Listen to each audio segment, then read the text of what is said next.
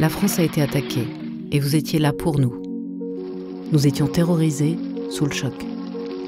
Vous nous avez protégés et vous avez été assassinés. Nous vous avons aimés aux larmes, remerciés infiniment du fond du cœur. Nous étions tellement reconnaissants.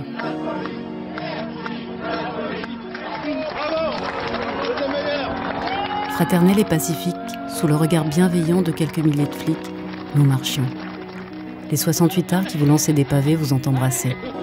Vous nous avez protégés de vos vies et plus personne n'en doutait. Cet état de grâce n'aura duré qu'un temps. À la violence des attentats a succédé la violence sociale. Des mois de manifestations qu'il vous a fallu contenir sans repos, stupéfaits face à des casseurs organisés, déterminés.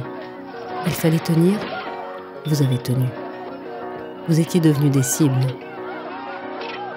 Assassinés chez vous, attaqués au cocktail Molotov, piégés dans des guet-apens, tués dans vos bureaux.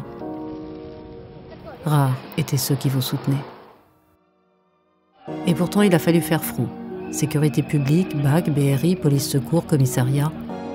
Tous les fonctionnaires ont été mobilisés sans distinction, même les débutants, jusqu'à l'épuisement, jusqu'à l'irrémédiable. Des provocations, des accidents, les blessés se succèdent. Les plaintes s'enchaînent, tout le monde est dépassé. Il ne reste que des images sorties de leur contexte, des actes isolés que vous condamnez, sans succès. Les réseaux sociaux s'en emparent et tournent en boucle. Ils alimentent la haine, fabriquent la défiance. On vous avait embrassé, maintenant on vous hurle de vous suicider.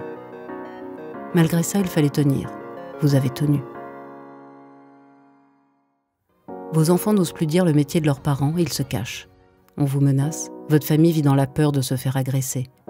Vous ne les voyez même plus, enchaînant sans relâche les heures supplémentaires.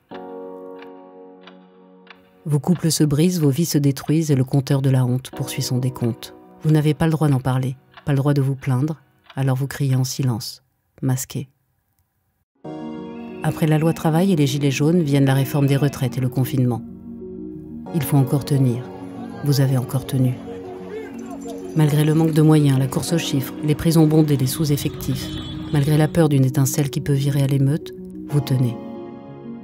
Car ce métier, vous l'aimez, vous en êtes fiers, même si plus personne ne vous applaudit. Même si les manifestations s'enchaînent, les insultes, les accusations, les amalgames, chaque jour vous y retournez, avec courage et bravoure. Vous avez le sens du devoir, celui d'un service public solide et solidaire.